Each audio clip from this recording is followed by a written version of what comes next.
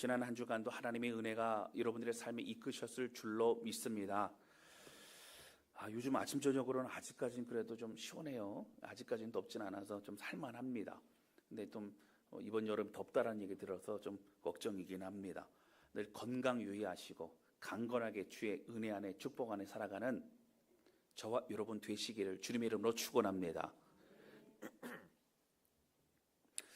저는 오늘 이렇게 함께 모여 예배를 드릴 수 있음이 하나님의 크신 축복이라는 생각을 합니다. 우리가 가장 다른 삶을 살아갑니다. 다른 생각을 가지고 있습니다.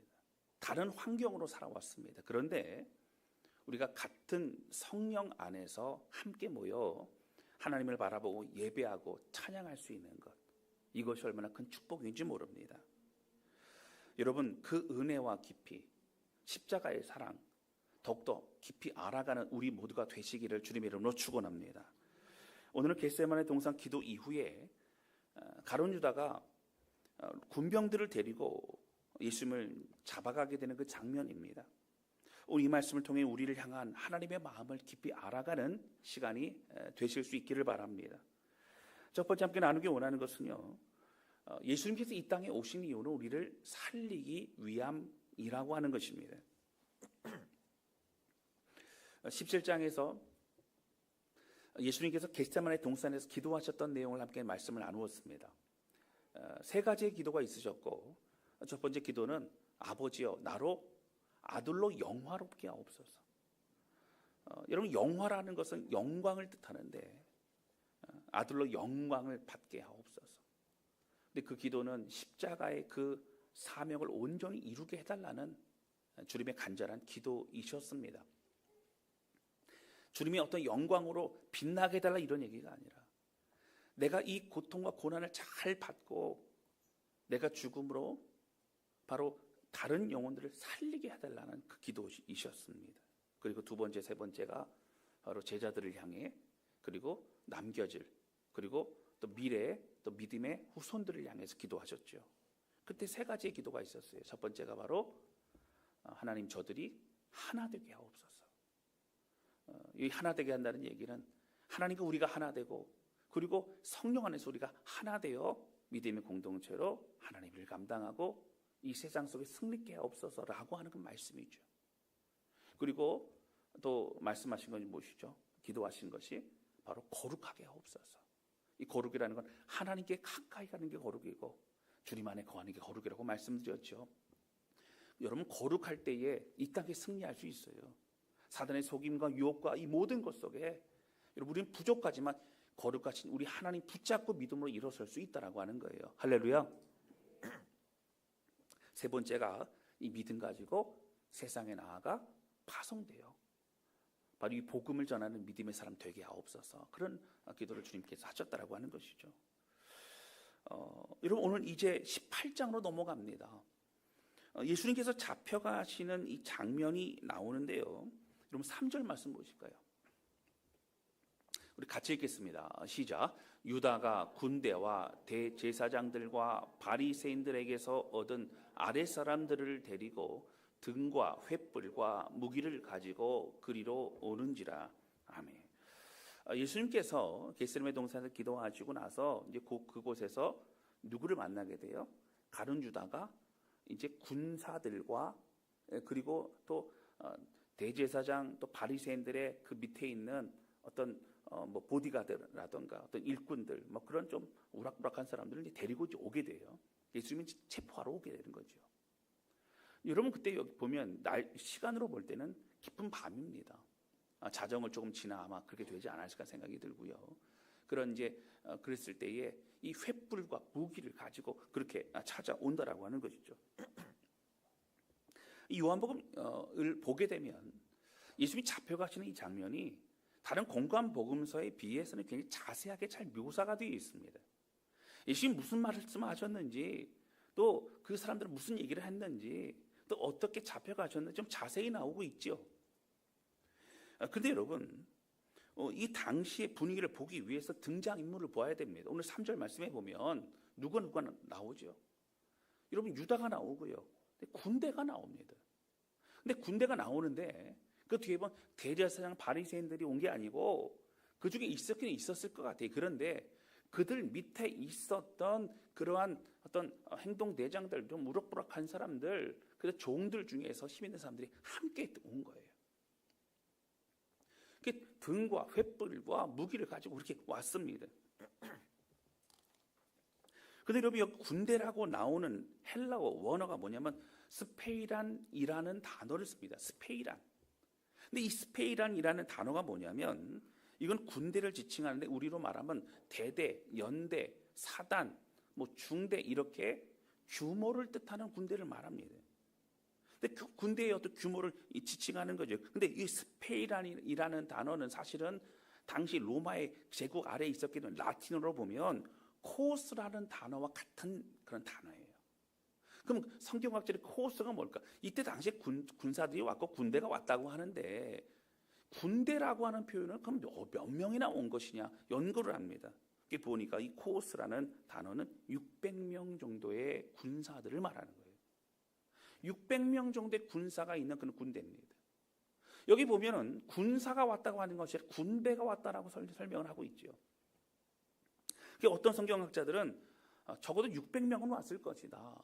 또 어떤 성경학자들은 그래도 그렇게 많이 안 왔을 것이고 어떤 매니플루스라고 하는 그 이름을 지칭하는 그 라틴어죠. 파견대 정도는 왔을 것이다. 근데 이 파견대도요 적어도 200명이 넘습니다. 그러니까 예수님 한 명 잡으려고 여러분 적어도 200명, 뭐 보통 한 600명 정도의 군사와 또 여러 사람들이 왔기 때문에 여러분 굉장히 많이 왔어요. 밤에 왔으니까 횃불 들고 등을 들고 여러분 그렇게 무기를 가지고 오게 되면 이 분위기는 굉장히 험악하고 위협적일 수밖에 없다라고 하는 거예요. 여러분 많은 수의 군대가 왔다는 것을 어떻게 알 수 있어요? 이렇게 보면 본문에 12절도 한번 볼까요? 12절에 이렇게 나옵니다. 이에 군대와 천부장과 유대인의 아랫 사람들이 예수를 잡아 결박하여. 여기 누가 나와요? 천부장이 나와요. 여러분 천부장은요, 이 천부장 밑으로 1000명의 군사들이 있는 그러한 어떤 그 리더를 말합니다.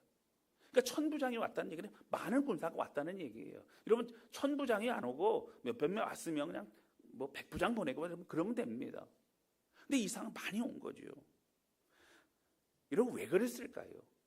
예수님 옆에 제자들 그리고 혹시 뭐 밤이니까 아마 없을 거라고 생각이 들지만 예수님 따르는 어떤 사람들이 소요를 일으키지 않을까, 예수님 보호하면서 어떤 충돌이 일어나지 않을까, 불상사가 일어나지 않을까 그런 생각을 가지고 그렇게 보내게 되고요. 사실 이걸 통해 알 수 있는 것은 당시 대제사장들과 바리새인들은 두려운 거예요. 예수님이 두려운 겁니다. 저분이 어떤 기적을 베푸면 어떡하지? 여러분 믿지는 않지만 예수님이 누군가는 어느 정도로 알고 있는 거예요. 예수님 죽여야 우리가 살 수 있다. 예수님 죽여야 우리가 사실은 이 기득권을 우리가 빼앗기지 않을 수 있다. 그런 생각을 가지고 있는 것입니다. 여러분 근데 오늘 이 본문의 말씀은 좀 이상한 점이 있어요. 여러분 군대가요 적어도 200명이면 아마 다사랑교회 앞은 아마 다 이게 가로막지 않을까.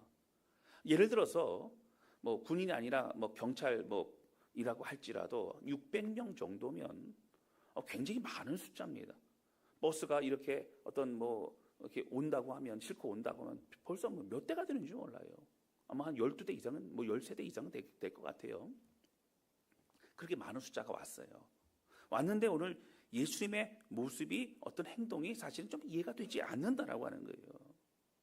여러분 그러한 위협적이고 분위기가 살벌합니다. 예수님 잡으러 왔어요. 뭐 또 저항도 못합니다. 꼼짝할 수 없어요.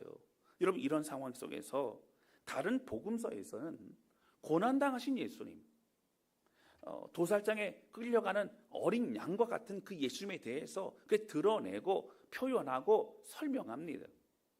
그런데 오늘 본문의 말씀에 나오는 요한복음의 사도 요한은 그런 예수님이라고 보다는 좀 다른 모습이에요. 여러분 4절 말씀 볼까요? 이렇게 나옵니다. 예수께서 그 당할 일을 다 아시고 나아가 이르시되 너희가 누구를 찾느냐. 당할 일이라는 것은 저들이 누구인지, 저들이 왜 왔는지를 예수님 다 아신다는 거예요. 다 아시는데 어떻게 했다고요? 나아갔다. 그들에게 다가갔다. 먼저 찾아가서 뭐라고요? 너희가 누구를 찾느냐라고 물어보십니다. 여러분, 그리고 5절 말씀입니다. 그들이 뭐라고 대답해요? 나사렛 예수라 하거늘. 나사렛 예수를 찾으러 왔습니다. 근데 뭐라고 하세요? 이르시되 내가 그니라 하시니라. 그를 파는 유다도 함께 있더라. 유다가 옆에서 맞아요, 저분이에요 라고 그렇게 얘기를 한 거죠. 여러분, 다가가서 누굴 찾습니까? 뻔히 알고 있는데 누굴 찾습니까?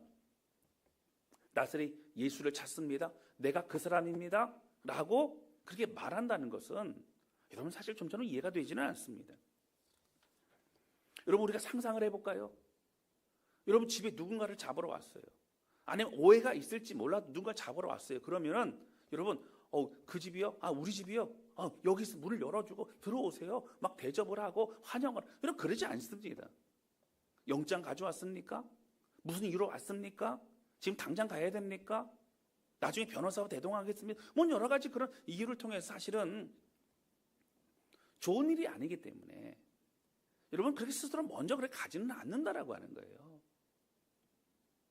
근데 예수님은 먼저 다가가셨고 누구를 찾냐 물어보셨고 바로 내가 그 사람이라 말씀하셨고, 나중에 뒤에 보면 7절과 8절에 한 번 더 그들이 여러분 정신이 없으니까 한 번 더 누구를 찾느냐 물어보시고 내가 여기 있다 한 번 더 말씀을 하신다고 하는 거예요. 여러분, 이 장면을 보면서 사실은 그 예수님을 잡으러 왔던 많은 사람들이 굉장히 깜짝 놀라고 있다라고 하는 거예요. 그 다음 9절 6절 볼까요? 예수께서 그들에게 내가 그니라 하실 때에 그들이 물러가서 땅에 엎드러지는지라. 이 엎드러진다는 얘기를 이게 엎드리고 주님을 경배했다 이런 얘기가 아니라, 여러분 킹제임스 버전에서 보면 이 내용이 뭐라고 표현되어 있냐면, 여러분 물러가 땅에 엎드러졌다는 얘기가 바로 뒷걸음치다가 넘어졌다는 얘기예요. 깜짝 놀라가지고 예상했던 모습이 아닌 거예요. 그러니까 깜짝 놀라고 저희 당황한 거예요. 여러분, 뭐가 있는 거예요? 예수님의 신적 위험이 있는 거예요. 다른 사람은 도망가고 다른 사람들은 두려워하고 다른 사람들은 아니라고 그러고 부인하고 그러는 모습 속에 예수님 당당히 그렇게 자신이 바로 그 사람이라고 얘기를 하고 있다라고 하는 것이죠. 그리고 7절 8절에 보면 7절 볼까요? 이에 다시 누구를 찾냐 물어보시죠. 아니, 저들이 지금 정신이 없잖아요. 깜짝 놀라고 그랬잖아요. 그러면은 오늘은 집으로 돌아가라 이렇게 하면 되는데, 다시 한번 잊어버릴까 봐, 지금 뭘 하러 온지를 잊어버릴까 봐 누구를 찾느라 물어보세요. 그리고 그들이 말하되 나사렛 예수라 하거늘. 8절 보세요. 예수께 대답하시되 너희에게 내가 그니라 하였으니, 이렇게 말씀. 내가 여기 있다. 정 똑바로 차리고 나 잡아가라. 이렇게 말씀하시는 거예요. 사랑하는 성도 여러분, 예수님께서 왜 이렇게 먼저 다가가셨고 그리고 자신임을 적극적으로 밝히시고 또 경황하고 당황하는 그들에게 다시 정신 차리고 나 잡아라고 하신 이유가 뭘까요? 여러분, 왜 뭐겠습니까? 다른 이유가 아니에요. 예수님 자신이 십자가에서 고난받고 죽으셔야 우리를 살리실 수 있기 때문이라고 하는 거예요. 여러분, 이것이 예수님의 눈물 흘린 사랑입니다. 나 잡아가라, 나 죽여라, 나 고통 가운데 나를 잡아고 죽여야만 나는 다른 사람을 살릴 수 있다라고 하는 것을 잊어버리지 않고 있는 겁니다. 그리고 8절에 보면 여러분 뭐라고 나와요? 내가 그니라 하였으니, 나를 찾거든 이 사람들이 가는 것을 용납하라. 내가 잡혀갈 테니까 옆에 있는 다른 제자들 다 집에 갈 수 있도록 놓아주라는 거예요. 여러분, 만약에 예수님께서 옆에 있는 제자들을 이렇게 놓아주기를 원하기 때문에 그래서 예수님께서 지금 먼저 잡혀가려고 하시는 거라고 한다면, 요즘 모든 거 다 아시잖아요. 그럼 제자들 없을 때 홀로 준비하고 계시다가 왔느냐? 이제 내가 준비가 됐다, 나를 잡아. 뭐 그러면 됩니다. 그런 뜻이 아니에요. 한 명이라도 어쨌든 어떻게 해요? 내가 저들을 사랑하고 저들 끝까지 책임지고 사랑한다는 것을 보여주시고 있는 것을 우리는 알 수 있다라고 하는 것입니다. 끝까지 이 제자들의 안위를 걱정하시는 겁니다. 여러분, 제가 요한복음의 말씀을 강해하면서 사실은 참 많은 은혜를 받지만, 그러나 또한 한편에서는 좀 이렇게 힘든 것도 있어요. 뭐가 힘드냐면 13장서부터 16장까지는 예수님께 잡히시기 전날 밤에 마가의 다락방에서 마지막 유월절 만찬을 하시면서 세족식도 하시고 주의 만찬도 하시고 그렇게 하셨습니다. 그때 사실 많은 가르침을 주셨어요.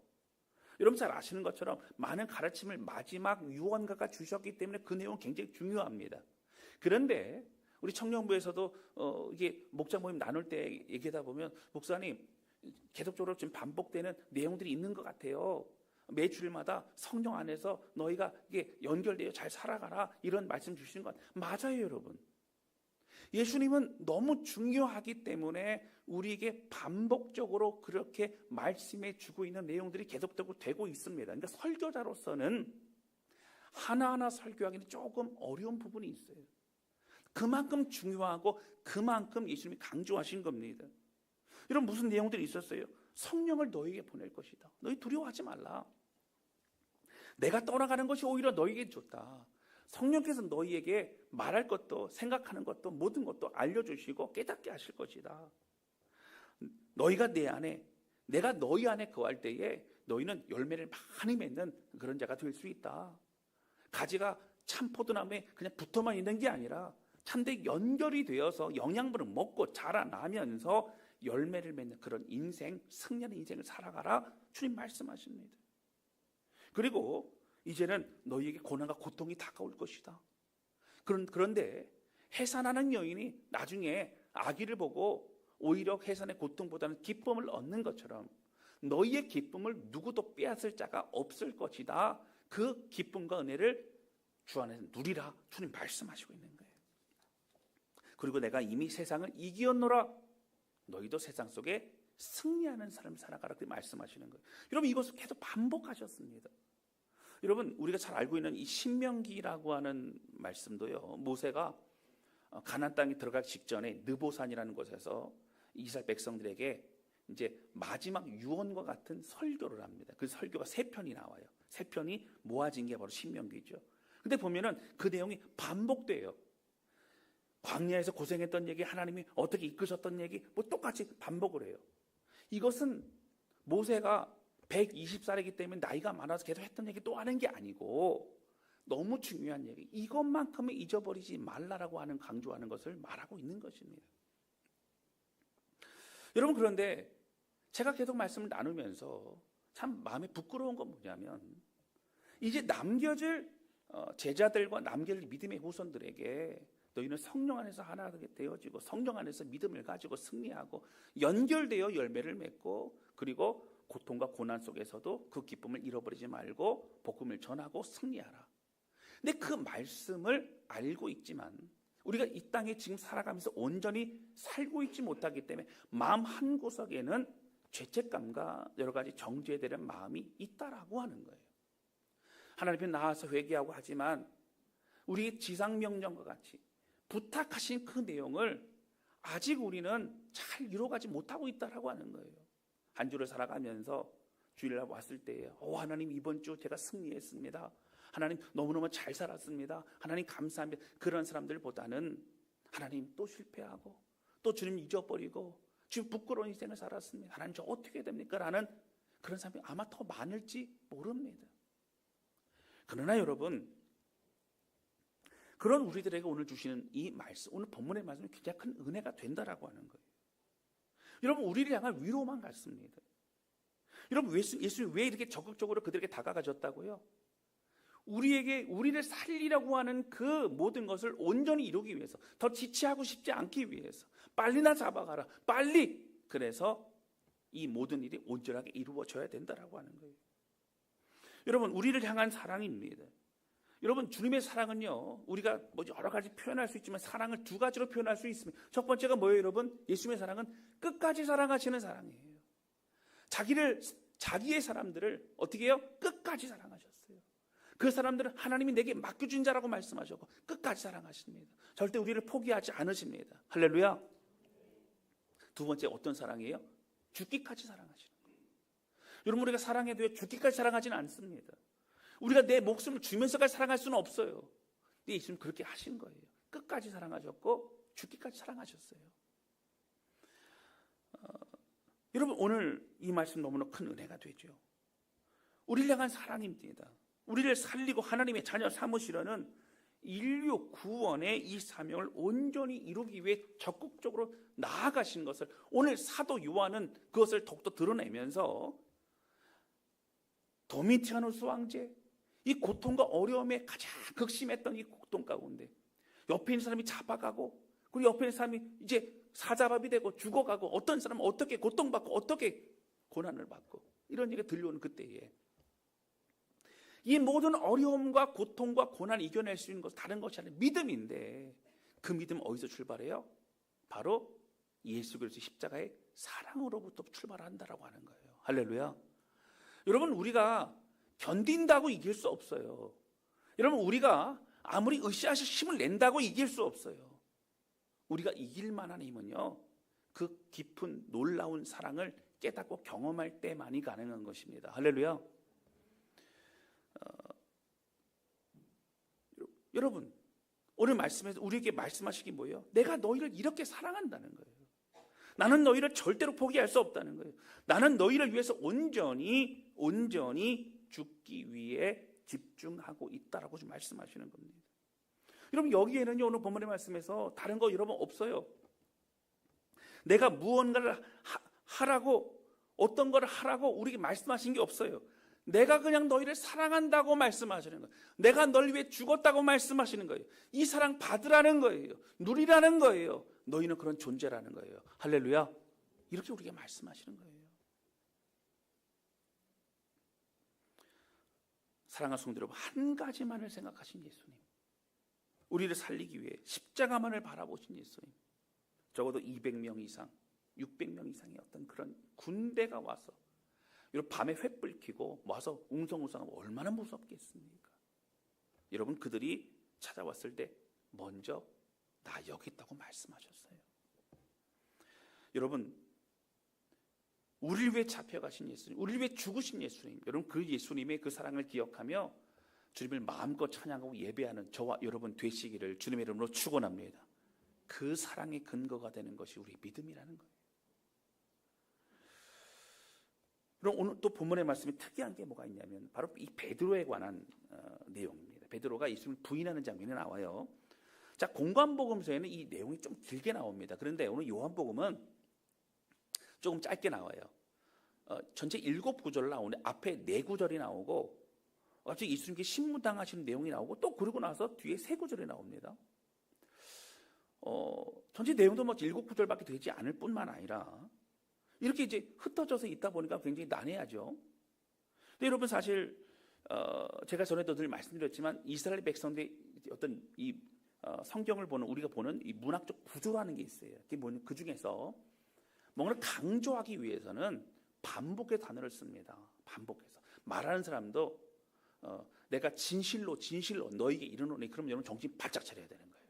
아, 주님이 이것만큼은 들어라, 지켜라, 뭐 이렇게. 그래서 졸다가도 깨야 되고 뭐 이런 겁니다.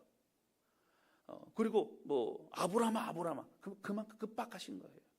문학적으로도 너무너무 중요한 급박하다 표시하시는 거예요. 그런데 이 샌드위치 구조라는 게 있어요. 어떤 한 사건 안에 또 다른 내용이 들어가는 거예요. 그래서 앞뒤에 내용이 있고 그 안에 내용이 들어갑니다. 여러분 보면은 예수님께 치유하신 사건도 보면은 그 혈루병 걸린 여인과 이 아이로를 살린 그 내용이 중간에 섞여 있게 되는 것을 볼 수 있어요. 자, 오늘 본문의 말씀에는 뭐가 나와요? 베드로가 예수님을 부인하는 내용이 이렇게 있고 그 안에 예수님이 대제사장에게 신문당하는 내용이 들어있다라고 하는 거예요. 자, 한번 볼까요? 여러분 근데 그 베드로가 보면 여러분 어떻게 되죠? 우물쭈물합니다. 내가 보니까 당신이 저 지금 죄인 예수라는 사람과 같이 있었는데 맞지? 그랬더니 아니라고 얘기해요. 3번이나 얘기합니다. 그런데 여러분 이 중간에 나온 예수님 신문 받으신 내용은 굉장히 예수님께서 당당하세요. 당당하시고 그리고 주눅들지 않았어요.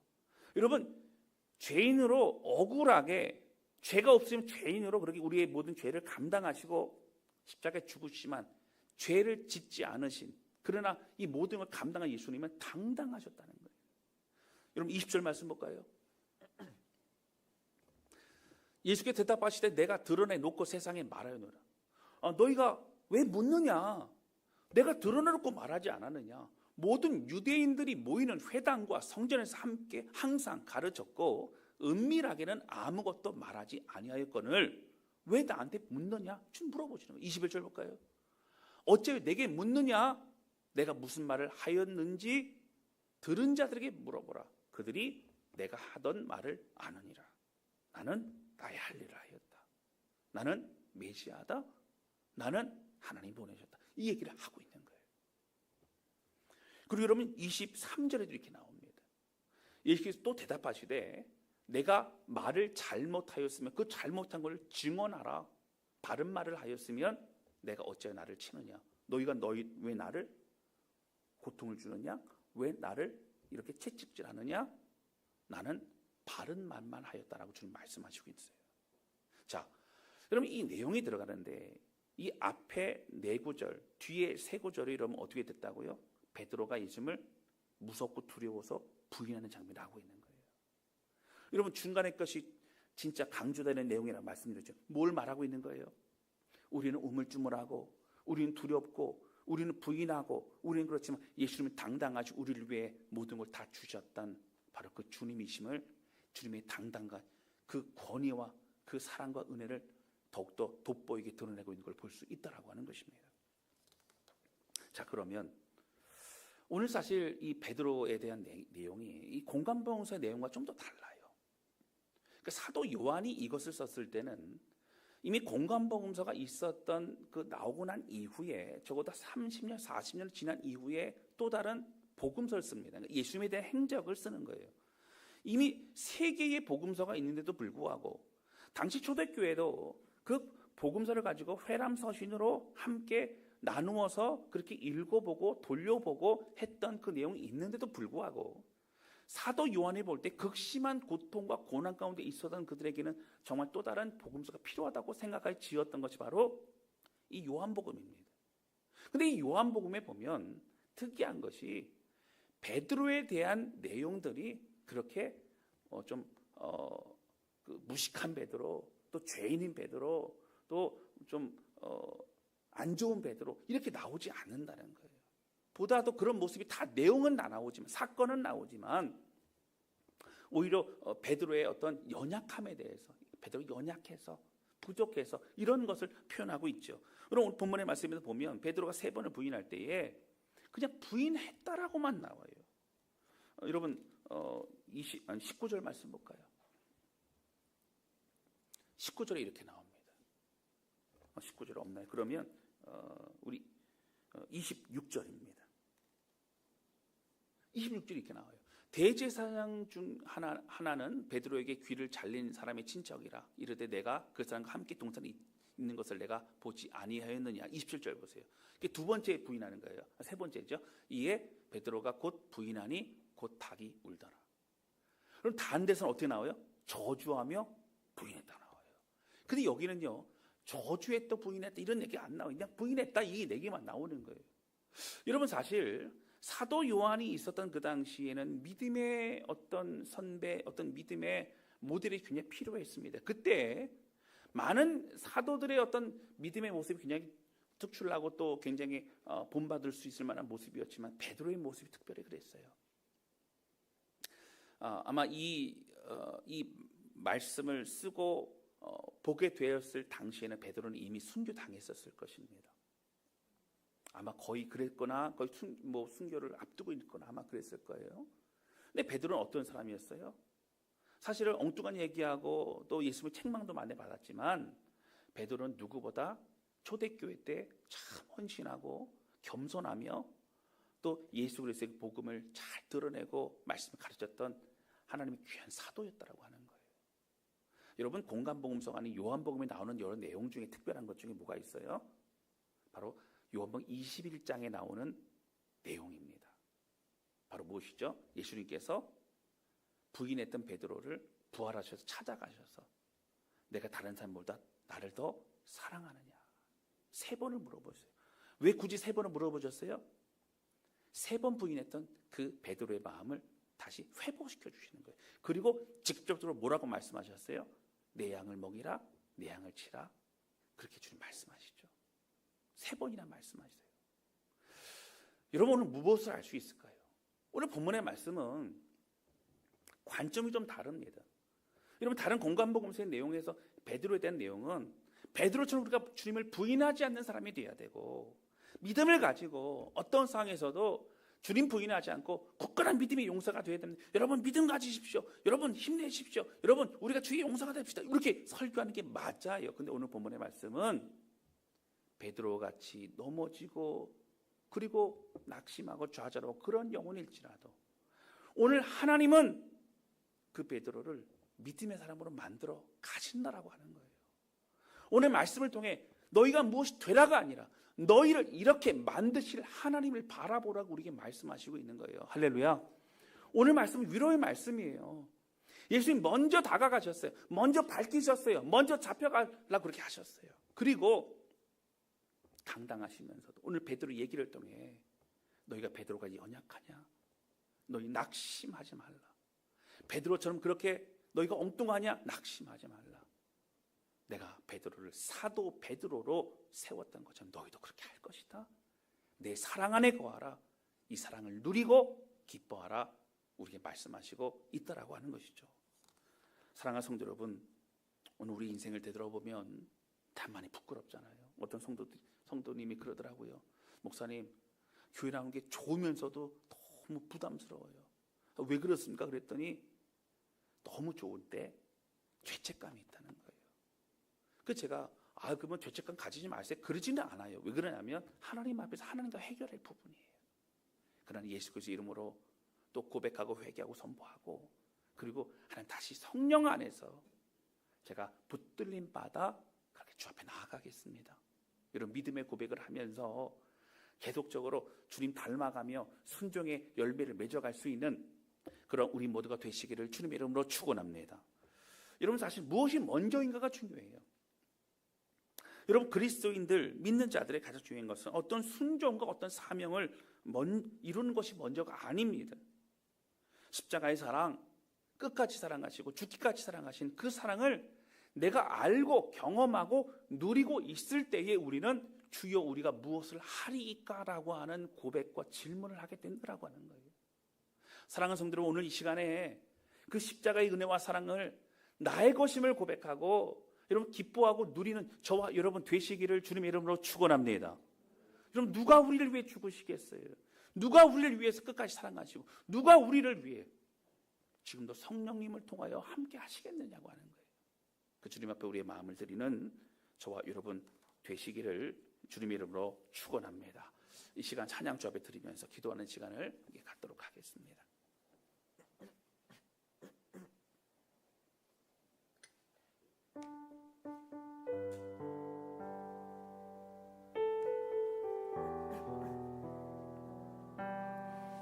저는 개인적으로 이 찬양 부르면 예전에 제가 사역했던 시간이 좀 생각이 납니다. 제가 24살 때인가요? 처음 전도사 사역을 25인가 아마 그랬던 것 같아요. 5인가. 그때 이제 저는 이제 사회복지도 전공하고 신학도 공부를 했기 때문에 그때 처음 사역했던 곳이 어떤 잠실에 있는 큰 교회 장애인 부서에 담당 전도사로 사역을 했었습니다. 그때 정신지체 아이들, 지능이 좀 부족한 아이들, 그리고 자폐 아이들이 같이 예배를 드렸어요. 아주 집중이 안 돼요. 찬양을 어떻게 따라 부르는 것 같긴 한데 설교 때는 정신없어 막 돌아다니고 막 옷 잡아당기고 선풍기 안에 막 손가락 넣으려고 그러면 제가 설교하다가 막 안 돼! 그러고 막 그냥 무슨 설교를 했는지 뭐 했는지 모르고 막 그럽니다.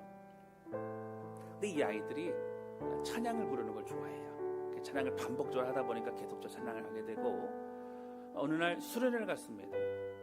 이 아이들이 무슨 수련회냐? 목사님 수련회 가야 됩니다. 아이들 데려가서 수련회 갔죠. 같이 찬양하고 기도를 하는데 이 찬양을 부르는데 그렇게 우는 거예요. 한 아이가 울고 다 같이 우는 거예요. 그래서 제가 그랬어요. 나중에 예배 끝나고 너 왜 울었니? 그랬더니 한마디 하더라고요. 예수님이 저를 사랑하신대요. 그러더라고요. 그냥 울었대요. 여러분 저는 제가 그때 당시 제가 충격적인 뭐냐면 우리는 참 많은 조건이 있어요. 내가 이러이러해서 주님이 사랑하지 않을까요? 내가 이러이러해서 내가 열심히 해야 주님이 날 축복하실 거야. 여러분 어린아이들이라던가 그 아이들도 순수한 건 뭐냐면 말씀 그대로 받아들인다는 거예요. 찬양을 통해 나의 마음을 고백하고 그 사랑을 반응한다는 거예요. 여러분, 오늘 설교는요 간단합니다. 예수님 우리를 위해서 먼저 다가가시고 먼저 죽기를 원하셨고 먼저 모든 걸 위해서 그렇게 하셨어요. 사랑하시기 때문에 그래요. 베드로와 같이 연약한 오늘 우리가 주님의 은혜 안에 회복되고 더욱더 성장하게 될 것입니다. 주님 사랑 붙잡는 거예요. 주님 고백하는 거예요. 이 찬양 부르면서 주님의 사랑 다시 한번 우리 마음에 새겨지는 그런 시간이 될 수 있기를 바랍니다. 함께 찬양하도록 하겠습니다. 사랑합니다 나의 예수님, 사랑합니다 아주 많이요, 사랑합니다 나의 예수님, 사랑합니다 그것뿐이에요. 다시 한번 고백합니다. 사랑합니다. 사랑합니다 나의 예수님, 사랑합니다 아주 많이요, 아주 많이요, 사랑합니다 나의 예수님, 사랑합니다 그것뿐이에요. 사랑한다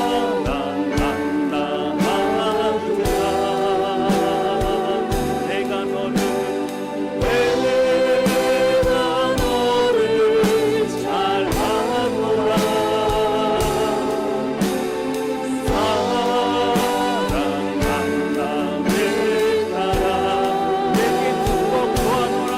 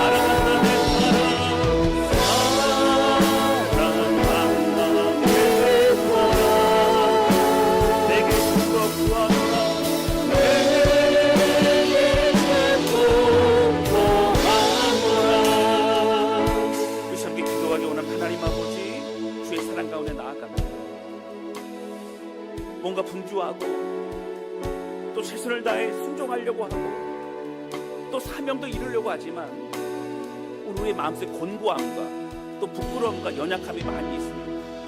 하나님, 주의 사랑 가운데 나아갑니다.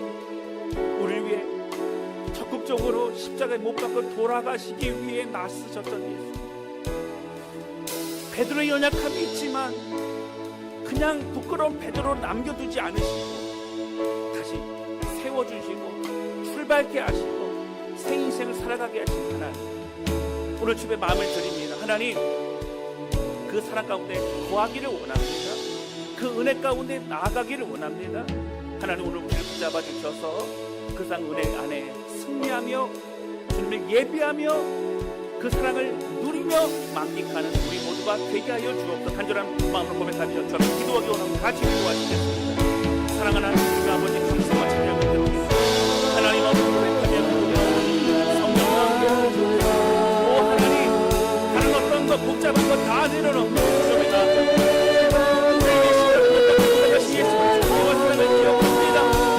하나님 간절히 소원하오니 성령님, 하나님 적극적으로 내가 여기 누구를 찾아와요. 내가 여기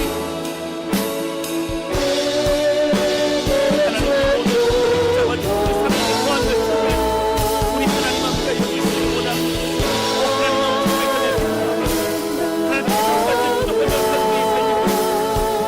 오늘 우리 이렇게 세워주시며 은혜를